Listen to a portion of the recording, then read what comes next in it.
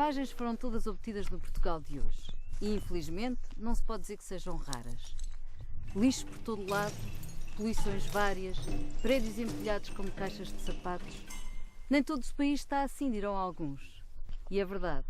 Mas mesmo onde ele parece intocado, por dentro o país já sofre. Terras contaminadas, águas subterrâneas inquinadas, produtos em que não se pode ter confiança. Em escassas décadas ficámos expostos à modernidade, o que não significa que tenhamos ficado modernos. Os padrões de consumo podem ser quase idênticos aos de outros países europeus, mas o nível de desenvolvimento, esse, continua baixo. O que disparou foram os nossos níveis de degradação ambiental. O país já não tem as magras vantagens ambientais do seu atraso e ainda não adquiriu as do progresso.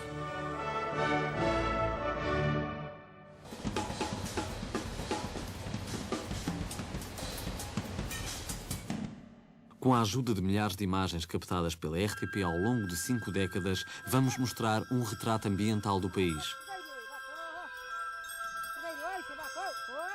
Até há poucas décadas, Portugal foi um país rural, quase um museu. Faziam-se documentários a exaltá-lo. O gado é uma riqueza, e o pastor é, por dias ou por semanas, o fiel depositário dessa riqueza, desde que o sol nasce até que se esconde lá longe para as bandas do mar. Abrigados no casacão de palha, onde não entra o frio nem a chuva, vigiam a olhar penetrante os pontos brancos que se movem na encosta e são outras tantas pequenas indústrias de transformação de erva em leite, lã e carne. Mas a realidade não era assim tão idílica. A vida rural era dura, o trabalho pesado e mal pago.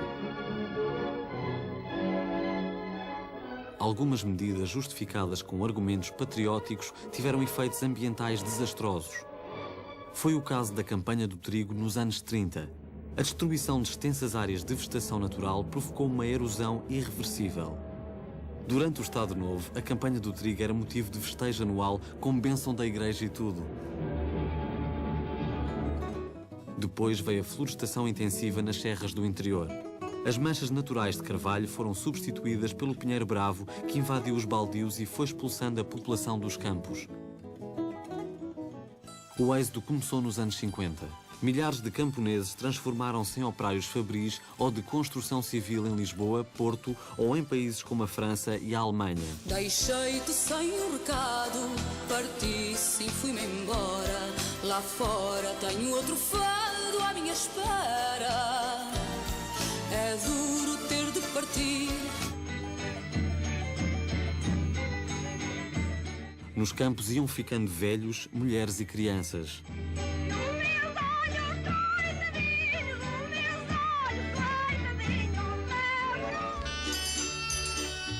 Mas a vocação agrícola continuava bem enraizada e a televisão mostrava isso.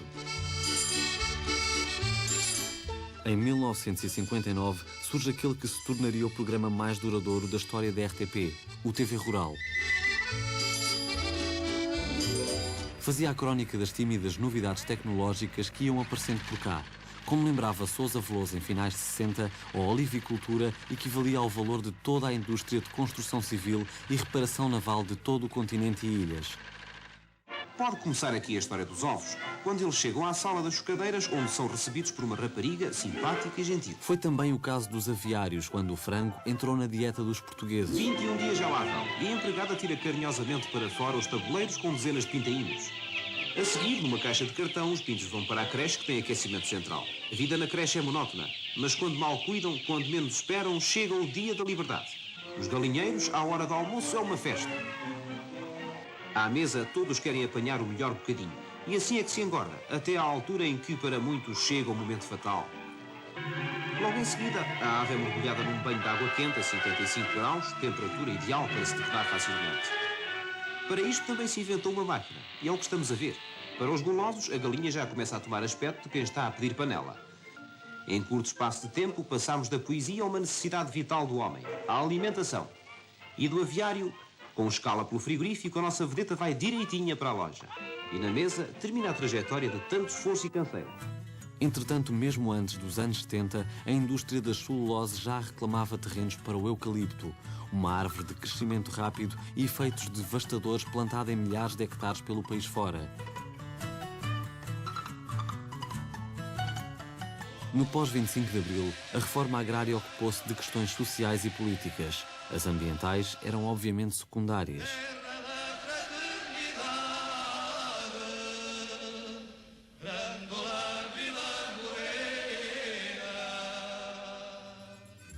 A partir de 1983, o país começou a preparar-se para a integração europeia. Ultimamente tem-se falado muito no mercado comum. Os técnicos do Ministério da Agricultura respondiam às preocupações dos agricultores com um otimismo uniforme. Poderemos nós, lavradores, sem subsídios, continuar a sobreviver e fazer produtos para que Portugal possa exportar para a CE? É um facto que o agricultor vai ser melhor remunerado, uma vez que os preços no mercado comum são atualmente superiores aos nossos. Se o agricultor entrar para um esquema de agricultura racional, com boas produções, é um facto que a adesão ao mercado comum só lhe vai trazer vantagens e, portanto, aumento de rendimentos. Prometeram-se grandes mudanças. O governo garantia que tudo se ia resolver. Dinheiro não faltaria. O PEDAP prevê uma canalização ao fundo perdido para Portugal durante 10 anos de cerca de 100 milhões de contos, exatamente são 700 milhões de EQs, ao longo de 10 anos. Com o tempo, a agricultura foi deixando de ser o modo de vida dos camponeses para se tornar, em grande medida, um negócio de empresas. Muitas delas a laborar só para os subsídios europeus. Ficou célebre o chamado giracídio, grandes extensões de cultura de girassol que tinham como fim principal a colheita de subsídios. Mas aqueles que sempre tinham trabalhado a terra não chegavam a perceber o que é que afinal deviam produzir. Chegou-se a pagar para arrancar vinhas, oliveiras, árvores de fruto, muitas das quais seriam mais tarde replantadas. Eu acho que fizemos muitos erros. Fomos atrás dos prémios para o arranque da vinha, fomos atrás dos prémios do arranque de algumas fruteiras. Claro, lembro-me, por exemplo, os pomares de pessegueiros que tinham sido postos há relativamente pouco tempo, de um momento para o outro foram arrancados porque na perspectiva europeia existiam a possibilidade de haver excedentes. Fomos atrás do arranque, ou pelo menos do descuido quase total de pomares tradicionais, nomeadamente no âmbito das macieiras, com a ideia de que era sobretudo as variedades de maior expressão em termos europeus, que eram aquelas que nós devíamos apostar, esquecendo que uma agricultura com a nossa dimensão deve sobretudo apostar em nicho de mercado. Nunca pode ser uma agricultura a apostar em produtos indiferenciados, tem que ser sempre a apostar em produtos diferenciados. Os campos foram sendo abandonados. A mecanização reduziu muito o número de trabalhadores agrícolas. Em 1980 trabalhavam nos campos 700 mil pessoas. Em 90 já eram só 400 mil. Via-se na diminuição do emprego agrícola um sintoma de modernidade. O TV Rural foi sendo empurrado para horários cada vez mais remotos. Senhores espectadores, muito boa tarde. Nesta altura do ano e em alguns domingos, quando a esta hora os automóveis da Fórmula 1 se exibem em velocidades vertiginosas, algumas emissões de TV Rural são suprimidas por causa das transmissões. O programa terminaria de vez em 1989. Entretanto, os campos foram se encharcando de adubos e pesticidas cada vez mais. Após algumas mortes de agricultores e crianças, fizeram-se campanhas públicas a explicar que esses produtos eram tóxicos. Mas ainda hoje se emprega os agroquímicos como se fossem inofensivos, vendidos em qualquer drogaria, manuseados muitas vezes sem cuidado por pessoas que nem sabem ler as indicações na embalagem. Após quase 2 décadas de integração na União Europeia, muitos campos do país estão contaminados, tal como as águas subterrâneas e, por fim, a própria alimentação. Quanto à população rural, transformou-se numa espécie de património cultural, cada vez mais difícil de encontrar no meio de hábeis captadores dos euros da PAC e de alguns empresários mais dinâmicos.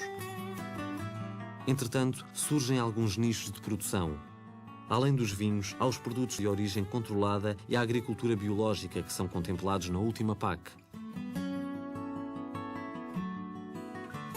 Se nós soubermos tirar partido destas novas orientações, eu penso que, apesar de termos perdido um conjunto de anos significativos, eu acho que a gente tem condições para passar a ter uma agricultura que, em algumas zonas, é capaz de produzir de uma forma economicamente eficiente e, portanto, orientada para o mercado, produzindo vinho, azeite, hortícolas, frutas, e depois uma aposta numa agricultura capaz de se integrar na perspectiva do ordenamento do território e na perspectiva da conservação da natureza.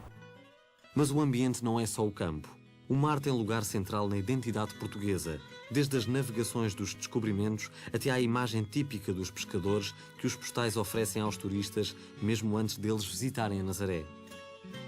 Folclore à parte, a vida dos pescadores era incerta, quando não trágica. Os homens do mar, os pescadores de rosto queimado pelo sol e curtido pela salina, da abnegação tão grande como o horizonte dos seus olhos, são heróis cotidianos, heróis de toda a hora. Na vida perigosa e árdua que o destino lhes oferece, basta, quantas vezes, uma simples oração à Virgem para enfrentarem sem medo as fúrias de uma procela. Soldados de todas as idades são chamados ao combate na alvorada de cada dia, com uma camaradagem sã que enchem o cais de uma vida sempre igual que se repete todos os dias. Portugal ainda é o país da União Europeia com maior consumo de peixe per capita. O mar continua a ser o nosso maior recurso em riqueza e em extensão. Em finais dos anos 50, algo tinha mudado na visão oficial das pescas. O Estado Novo resolveu integrar em corporações a população pescatória. Criaram-se lotas e bairros de pescadores. Investiu-se na frota bacalhoeira. A frota dos pescadores da Terra Nova recebe a bênção de onde outrora partiam as caravelas. Fazem-se heróis desses homens. São dados como exemplo. Os melhores dentre eles são chamados pescadores de primeira linha. Na idade do serviço militar, o governo dá-lhes a escolher entre 7 campanhas de pesca nos bancos da Terra Nova e a guerra colonial. O estadista com a gente humilde do mar. Antes da largada dos lugos bacalhoeiros para mais uma faina nos bancos da Terra Nova e da Groenlândia, odisseia que se repete todos os anos, Salazar raramente se escusava a receber uma representação desses lobos do mar com os quais tomavam um cálice de Porto. Também a indústria das conservas se tornou uma das principais fontes de emprego em algumas zonas do litoral. No início dos anos 70, a exportação de produtos piscícolas representava uma fatia importante.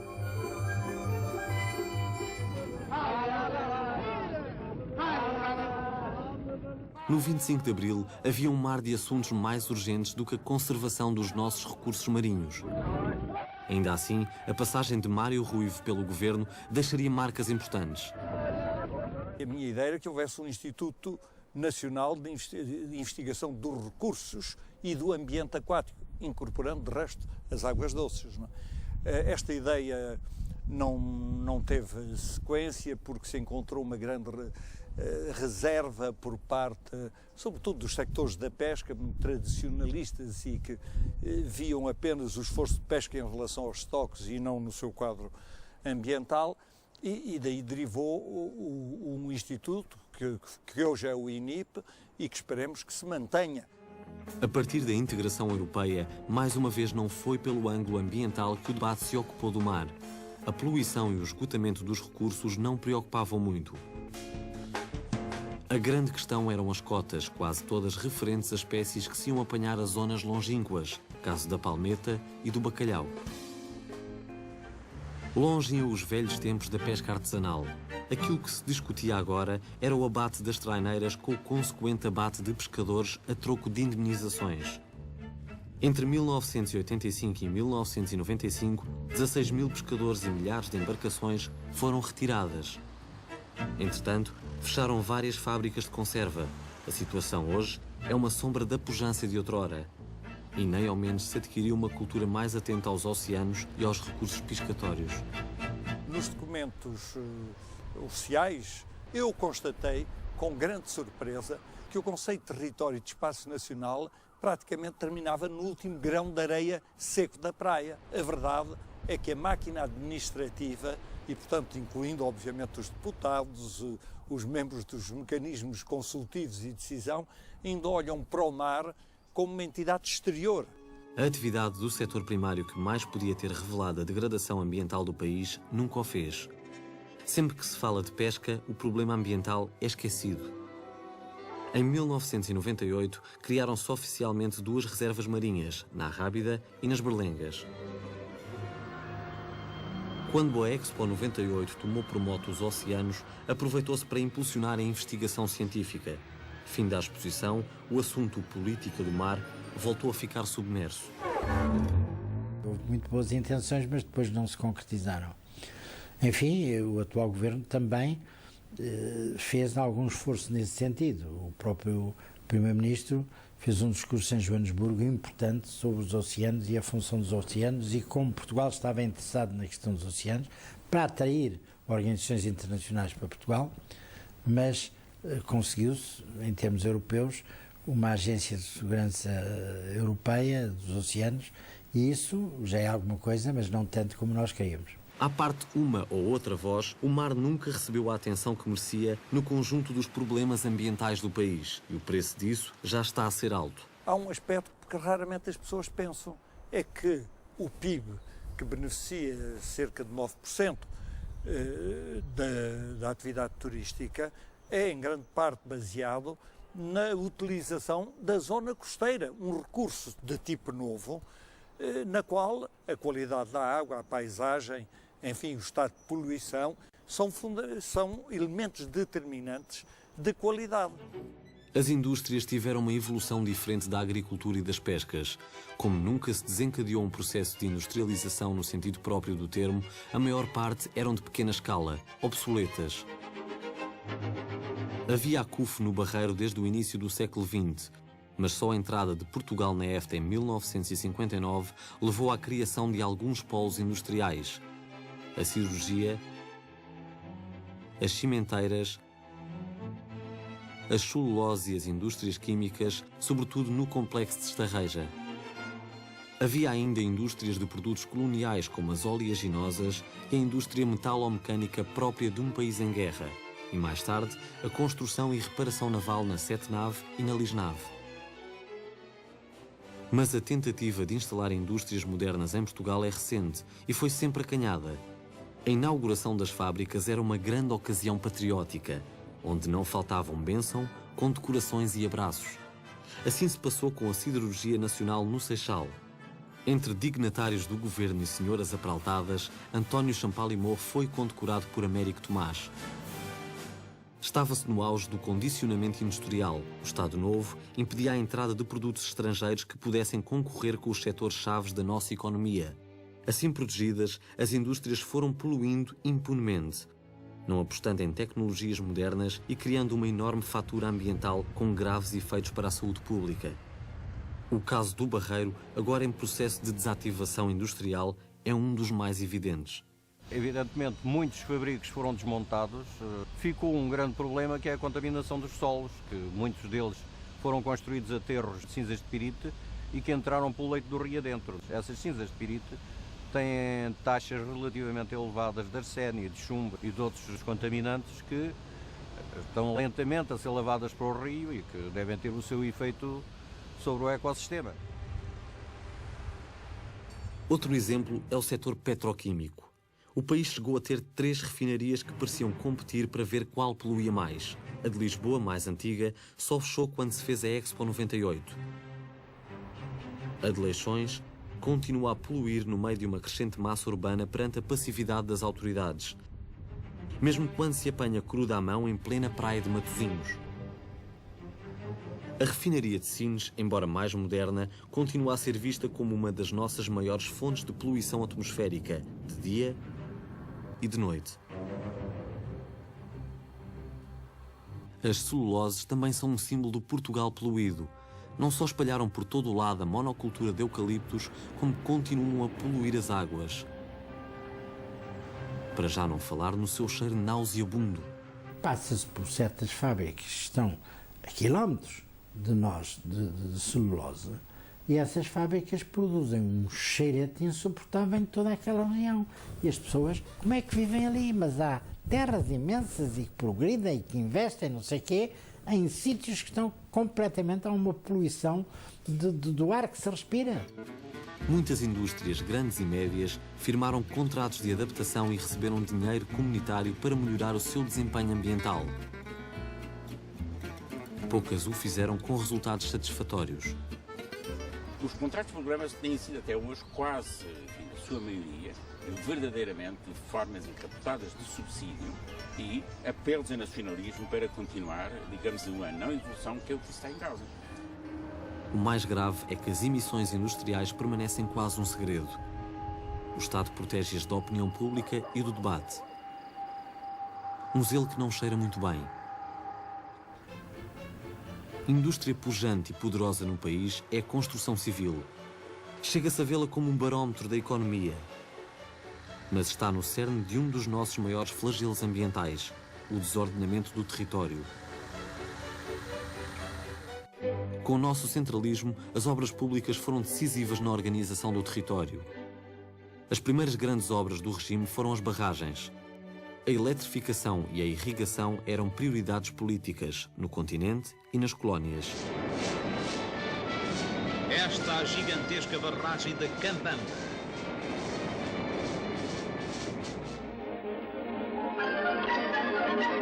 A barragem de Caniçada, conjunto de técnica e beleza, é exemplo de um dos maiores esforços para a transformação da água em eletricidade. Estas ruínas, em vez de desolação, significam progresso. São restos de uma aldeia que durante o inverno fica debaixo das águas da Albufeira. A população foi desalojada, mas a hidroelétrica do Cávado substituiu as suas habitações, na maioria mal construídas, por uma povoação novinha em folha. Na nova aldeia de casas sólidas e limpas, o povo vive satisfeito. No seu coração haverá saudade pelos antigos lares, mas a tradição também se renova.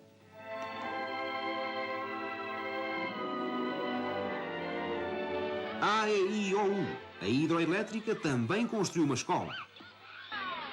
E no ponto mais alto, ergue-se uma igrejinha a que não faltam os sinos nem o galo. Outras grandes obras eram as pontes.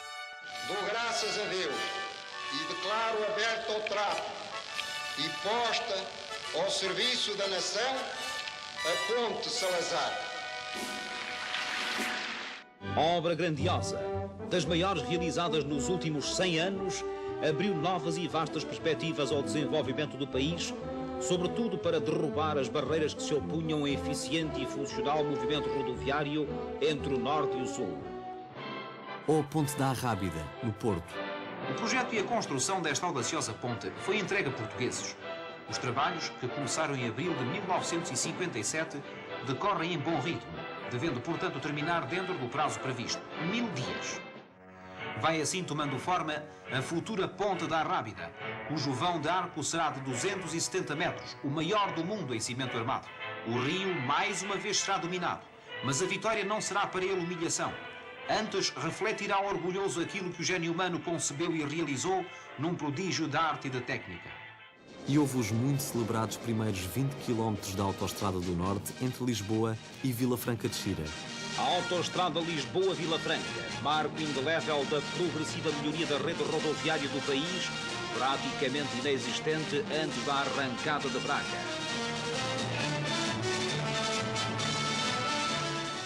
Mas foi sobretudo com os fundos europeus que as autoestradas se tornaram as grandes estrelas das obras públicas.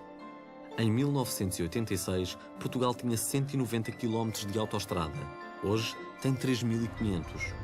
As novas estradas ajudaram a modernizar o país, mas aumentaram vícios existentes, concentração no litoral, macrocefalia urbana.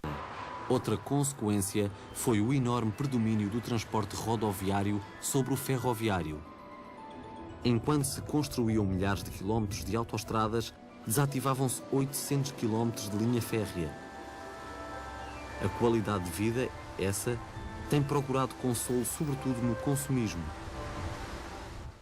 Durante muito tempo, fomos um país sóbrio. Quase todo o comércio se fazia ou em feiras ou em pequenas mercearias e drogarias. Vendia-se fiado e apenas o necessário. Considerava-se luxo bens que hoje em dia estão disponíveis em qualquer supermercado. A própria pasta de dentes não se podia considerar um produto comum. Era divulgada em feiras com a ajuda de cobaias.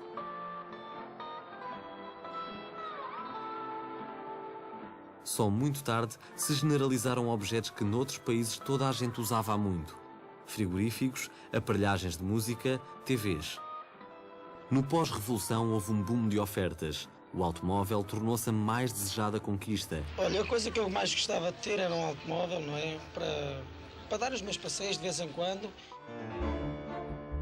Espantado com a rapidez das mudanças, o país mal teve tempo de perceber o que tudo isto implicava. Prédios que se amontoavam, crescimento do lixo, poluições várias. Mas não havia política de ambiente? E se havia, como se chegou a isto?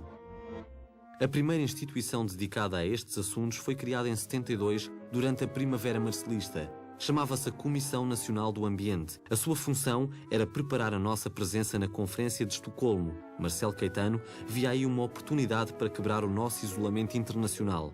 A liderança da Comissão foi assumida por Correia da Cunha, deputado da então ala liberal. Portugal estava a esvair-se depois de uma guerra já de mais de 10 anos, para a qual não se via saída nenhuma. Quer dizer, estávamos isolados internacionalmente, tínhamos sido expulsos da Unesco, por exemplo, para ir a uma reunião da instituição do ambiente a nível das Nações Unidas, em Nairobi, tinha que ir quase clandestino e de barba para não ser reconhecido. Levava comigo uma declaração de repulsa porque tinha a ameaça constante de ser expulso. Isto é uma situação realmente muito complicada. Foi muito complicada.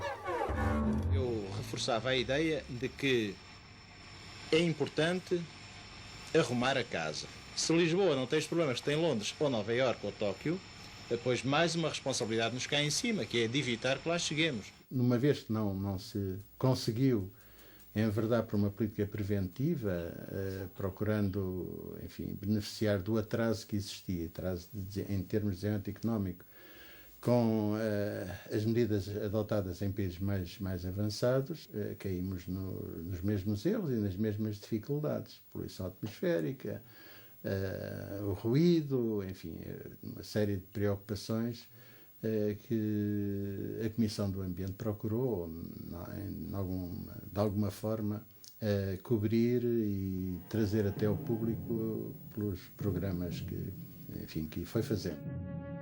O programa Há Só Uma Terra, produzido pela Comissão Nacional do Ambiente e apresentado em horário nobre na RTP, foi um marco na cultura ambiental portuguesa.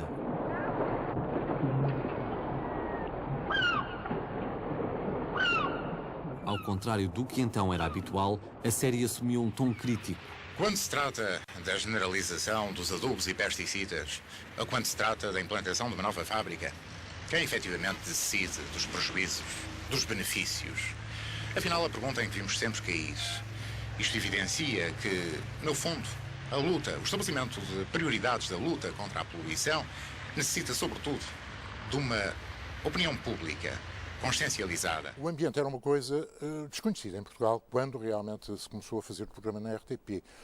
E, portanto, os próprios poderes, não é? O poder oficial do Estado, o poder dos industriais e outros, não estavam preocupados. Embora os industriais já soubessem porque tinham reações do que se passava lá fora. Não é? O poder oficial, do Estado, do Governo, esse estaria mais desprevenido. E, portanto, os primeiros terão corrido, não como rosas, mas, enfim, não terão tido grandes problemas. Mas à medida que o programa ia avançando e que se ia avançando no tom, não é? Em se iam dizendo coisas mais graves, a censura começou a arregalar o olho. A RTP mostrava pela primeira vez um outro país. Inúmeros problemas se escondiam por trás da versão oficial. As denúncias sucediam-se. Na costa da Caparica... Verão de 1973. Eis o que resta de uma das maiores e mais belas praias portuguesas. Na Serra da Arrábida... Para explorar durante alguns anos a chamada Brecha da Arrábida, uma formação característica desta área, e que foi utilizada em muitos prédios de Lisboa, prédios de luxo. Depois abriu-se esta ferida irrecuperável, uma vez que a vegetação natural nunca mais se poderá apossar desta parcela. No Barreiro... Em princípios deste ano, os encontros de futebol que se disputavam nos campos do Barreiro foram afetados. O fumo proveniente de uma fábrica de ácido sulfúrico impedia por vezes a visão. Escutavam-se ao vivo as queixas do povo. Quer contar-nos o que se passa? O que se passa é toda a hora da noite. É um barulho que não se pode suportar. Só de noite? É de noite e de dia. Tanto de dia como de noite. Mas de noite então... Estes gases fazem um mal terrível porque têm noites inteiras que não durmo. A roupa fica toda com pintas verdes e pintas pretas. Se vê aqueles bocados, parece ferro moído em cima da hortaliça. De maneira que, é claro, não fica com a hortaliça assim um bocado desfeituosa, mas ao lavar aquilo sai. Agora, não sabemos o resultado. É se aquilo prejudica a saúde, se não. A opinião dos cientistas também contava. Os poluentes que existem na atmosfera podem não ser por si só causas desencadeantes de doença, mas pelo menos, sem dúvida, que são causas adjuvantes e de manutenção. Mas se os problemas eram denunciados, os responsáveis concretos nunca eram nomeados. Porquê? Tínhamos vários graus de censura, entre os quais exercida por estranhos ao programa. Eu recordo-me que várias vezes tentei ouvir as pessoas ligadas às celuloses e não consegui, não passava da porta da fábrica, não é? Porque a resposta era sempre a mesma. Deem a volta e vão-se embora. E ainda estávamos a dar a volta e já o senhor estava a ligar para um ministro qualquer a fazer queixas. Não é? Logo a seguir à Conferência de Estocolmo, ficou resolvido constituir-se a nível mundial um Fundo Mundial do Ambiente, nunca mais me esqueço, 100 milhões de dólares. Depois de uma reunião muito complicada, venho meter no avião, leio no jornal que o Brasil tinha adquirido uma frota de aviões de guerra num montante superior a esses 100 milhões, 120 ou 125 milhões de dólares. Isso fez muita confusão. Quando chego cá, sempre com as urgências e tal, tinha a equipa à espera, chapam-me com a máquina à frente e eu largo isso exatamente assim. Como é que é possível que um país realmente atrasado, com tantas dificuldades, com uma população realmente vivendo muito mal, gaste mais do que isso mesmo em armas de guerra. E depois tive conhecimento pelo próprio Ramiro Valadão de que lamentava muito, mas tinham tirado do programa aquela parte. Com todas as dificuldades, a Comissão Nacional do Ambiente teve uma ação pedagógica pioneira que nunca mais seria retomada. As primeiras campanhas sobre o ruído, por exemplo, fizeram história. Faça a favor de pôr a máquina a trabalhar e acelera um bocadinho.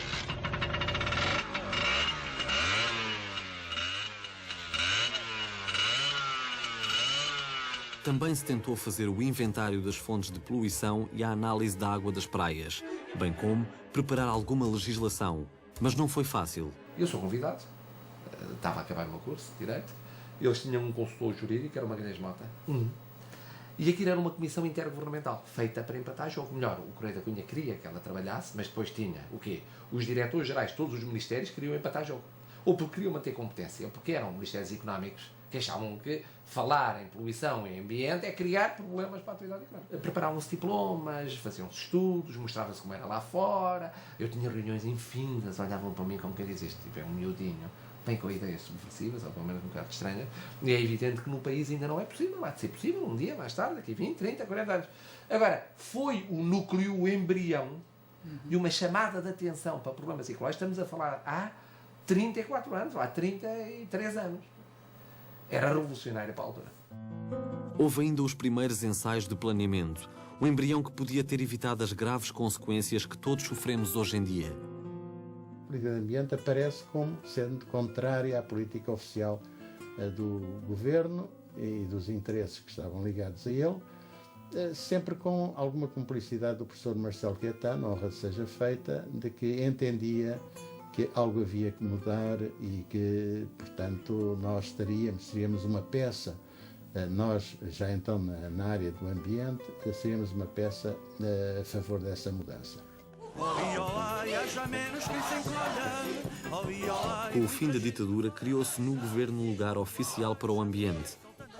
Uma subsecretaria de Estado liderada por Ribeiro Teles. Era uma novidade, subsecretário de Estado do Ambiente. Quem me convidou foi o meu amigo Nuno Portas para aparecer naquela situação. Eu não sabia o que é que ia fazer. Tinha várias ideias, não sabia como as passaria para a política. Perante um diagnóstico que não era famoso, o subsecretário definiu uma agenda de prioridades. Para já, os aspectos que me vão preocupar mais são os do saneamento básico dos esgotos, do abastecimento de água e a defesa intransigente do solo agrícola de exceção. Arquiteto, desculpe, mas eu prevejo que vai ter imensas dificuldades em pôr uma política dessas em ação. E teria. A ação de Ribeiro Teles seria mais legislativa do que executiva. Mesmo assim, criou as áreas protegidas e o Serviço Nacional de Parques. Reforçou a proteção dos solos. Não havia condições políticas para mais, mas a agenda ambiental então definida manteve-se atual por muitas décadas. Em termos ambientais, este período ficou marcado pela luta contra a instalação de uma central nuclear em Ferrel, próximo de Peniche. Mas o certo é que o 25 de Abril não assumiu o ambiente como objetivo. Foi um mundo novo que surgia, foi o entusiasmo em todos os sentidos e a parte ecológica teve a sua cota parte aí, como digo, os parques naturais, todo o interesse pela ordenação do território e tudo isso, mas ao mesmo tempo não foi uma prioridade absoluta, porque havia outras coisas, havia a guerra que era preciso terminar, fazer a paz, houve o choque da perda do Império, com o regresso de todos os retornados, e houve muitas outras coisas, as dificuldades, as confrontações, o modelo da economia e o modelo até político-social. Primeiro, os governos não duravam nada. Portanto, os governos provisórios chegavam, caíam. E o Paulo Roberto Teles não era. Depois era um subsecretário de Estado, ou seja, não tinha poder nenhum. Era para dar um lugar ao PPM recém-constituído e para reconhecer o mérito científico dele. Depois, na opinião pública, tirando alguns setores na comunicação social e alguns setores nas universidades, mais jovens, associativos, não havia uma prioridade política do ambiente. Aliás, ainda hoje eu acho que não há a prioridade política do ambiente. A mim chamavam-me futurista, lunático, engraçadinho, mas enfim, é um bibelô para ter aqui a dizer que também se tinha ambiente, não é? Não era antipática a essa obstrução, era mais por falta de conhecimento. De 75 em diante, o colapso financeiro do país não permitiu reforçar a política ambiental. Houve que esperar pela primeira metade dos anos 80, quando Ribeiro Teles, regressado ao governo, faz as leis das reservas ecológica e agrícola nacionais e dos planos diretores municipais. Contudo, uma vez mais, nem empresas nem sociedade civil atribuíam a devida importância aos problemas ambientais. O PCP cria o Partido dos Verdes, mas... Podemos considerar que o Partido dos Verdes, de alguma forma, resultou de um processo de engenharia genética. Foi fundamentalmente a tentativa, por parte do Partido Comunista Português, de importar para Portugal um modelo que era o modelo alemão. E com isso, no fundo, conseguiu dois resultados. O primeiro resultado foi o de ter reconstruído a sua estratégia frentista com um novo parceiro, depois do fim do MDP-CDE, um novo parceiro que era mais jovem, que tinha um certo toque de modernidade. O segundo resultado, que foi dramático para quem nas associações trabalhava em Portugal na área do ambiente, foi justamente o de ter associado durante mais de 10 anos as associações de ambiente que lutavam a nível local e regional pela conservação da natureza, pela qualidade de vida ambiental, ter associado essas associações com, efetivamente, um partido político. Foi o protagonismo assumido por um jovem secretário de Estado do Ambiente, Carlos Pimenta, que deu visibilidade às questões do ambiente. Chamado em 1986 em vésperas de adesão à CEE, Pimenta teria uma passagem demasiado breve pelo governo, mas ainda conseguiu tomar medidas fundamentais: a Lei de Bases, a criação do Instituto Nacional do Ambiente. Acima de tudo, revelou coragem ao mandar demolir as construções clandestinas na Lagoa de Albufeira e na Arrábida. A demolição das 658 barracas clandestinas que ao longo dos últimos 12 anos invadiram aquela zona da Serra da Arrábida, Parque Natural desde julho de 1976. Estas 50 casas que estamos a ver agora, o prazo para a demolição acabou no dia 31 de dezembro a concessão e depois foram dados 30 dias para as pessoas tirarem os seus haveres. Praticamente as casas já estão todas vazias. No dia 2, que é segunda-feira, entram as máquinas aqui no Portinho da Arrábida e, portanto, a Operação Mar Serra fica concluída.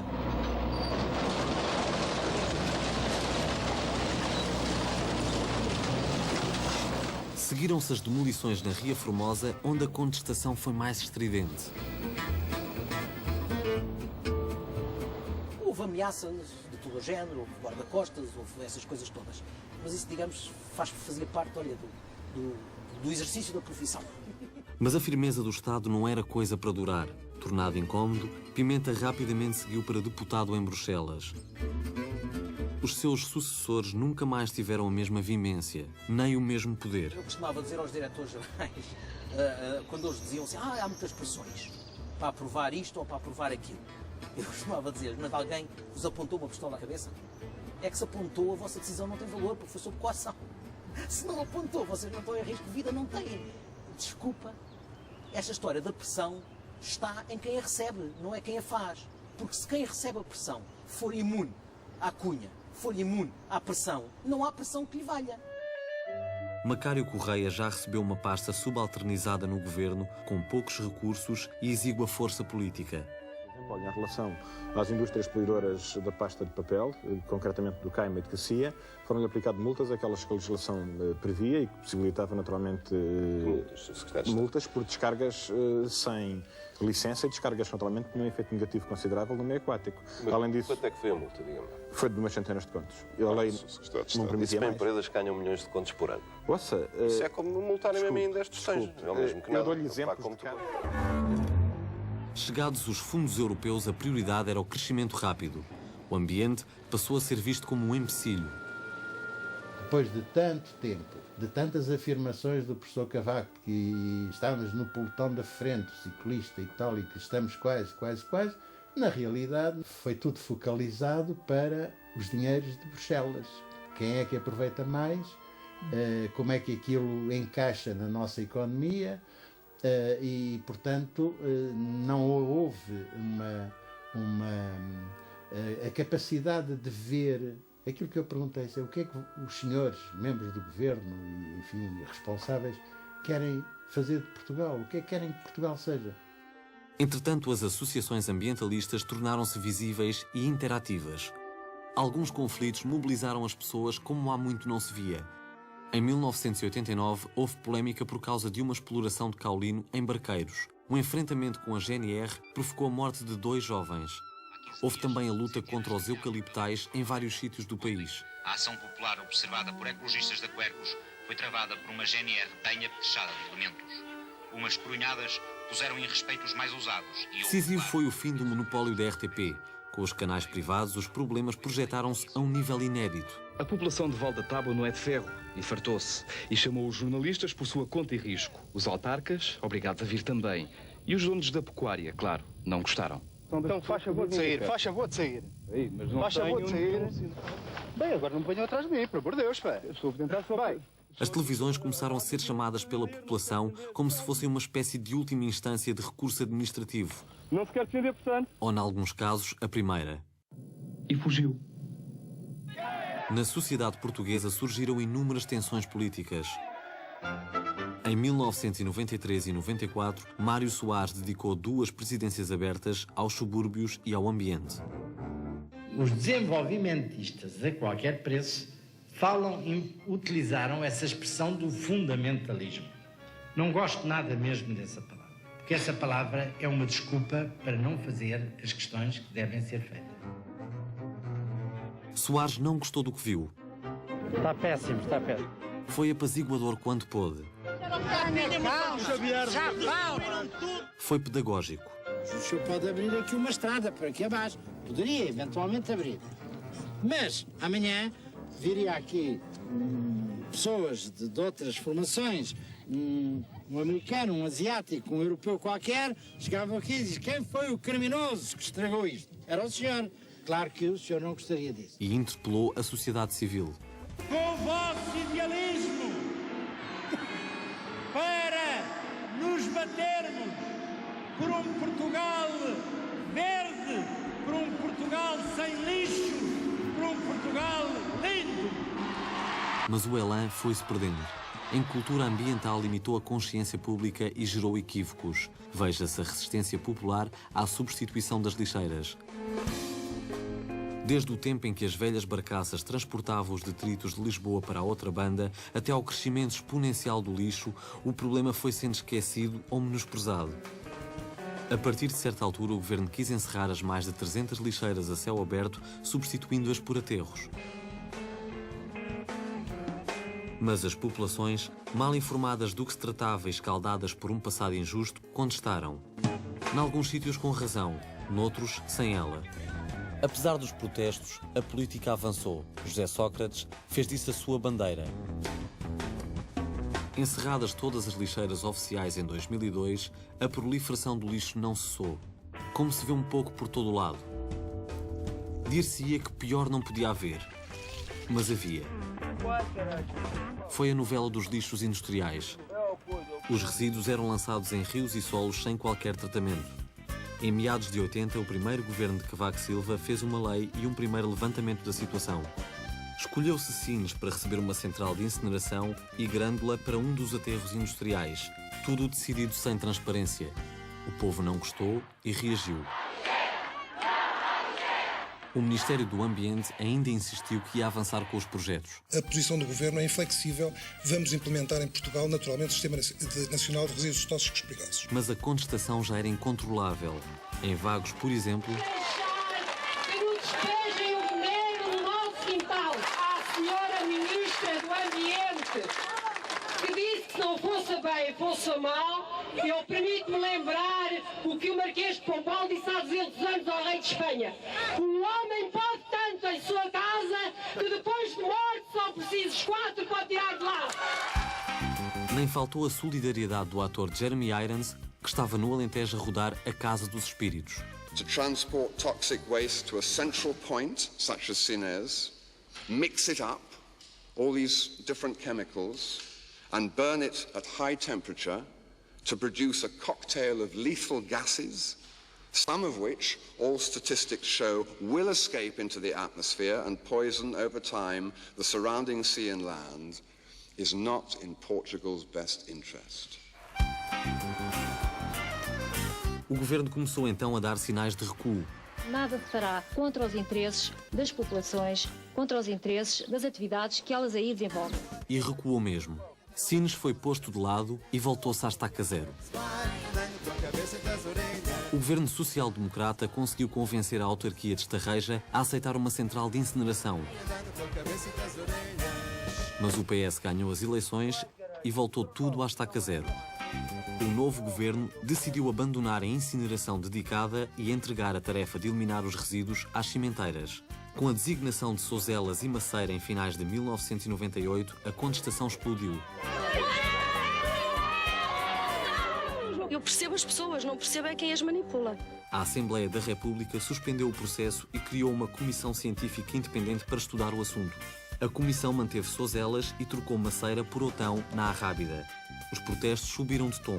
À contestação popular juntaram-se universitários, políticos da oposição e do próprio PS. José Sócrates mostrava-se irredutível, mandando avançar com os testes de queima nas duas cimenteiras. Certamente perceberão que o país não pode continuar na mesma sem tratar os seus resíduos industriais perigosos. Estou confiante que a opinião pública em Portugal me apoia. Mas a contestação alastrou e, com a derrota do governo socialista nas legislativas de março de 2002, o projeto caiu e voltou tudo à estaca zero. O PSD abandonou-a com a incineração. A verdade é que Vossa Excelência deram 6 anos para que o país ficasse na mesma com os resíduos industriais perigosos a céu descoberto. O que eu lhe posso garantir, Sr. Deputado, é que não vamos demorar 6 anos a decidir e que o problema será resolvido bem mais depressa do que Vossas Excelências não foram capazes de resolver. Já demoraram 2. Feito mais um levantamento, o quinto desde 1990, o governo propõe-se construir 2 centros de tratamento sem incineração nem co-incineração. Até agora, ninguém sabe nem onde, nem como, nem quando, nem por quem. Quanto aos lixos industriais, continuam ao Deus dará. Quase 2 décadas após ter prometido resolver o problema, está tudo na estaca zero. Mas que sentido faz um país de fracos recursos gastar esforço e dinheiro durante tantos anos para ver arruinados os seus valores ambientais? Quando se põem acima dos valores e dos princípios e da moralidade, quando se põem certos aspectos, que é o sucesso e o dinheiro, e só se vê o dinheiro e o sucesso, é evidente que esses valores ficam prejudicados.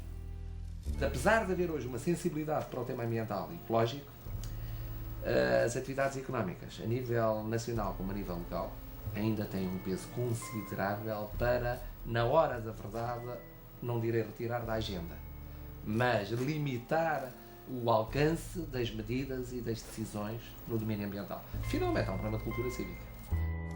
Todos aqueles que efetivamente participam na coisa pública têm que participar e têm que ter algo a dizer acerca da política de ambiente.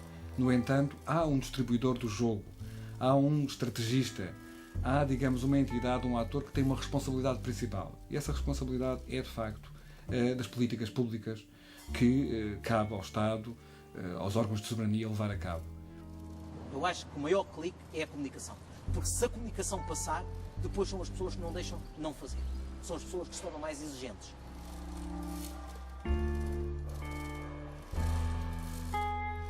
No final desta história, algumas conclusões parecem impor-se.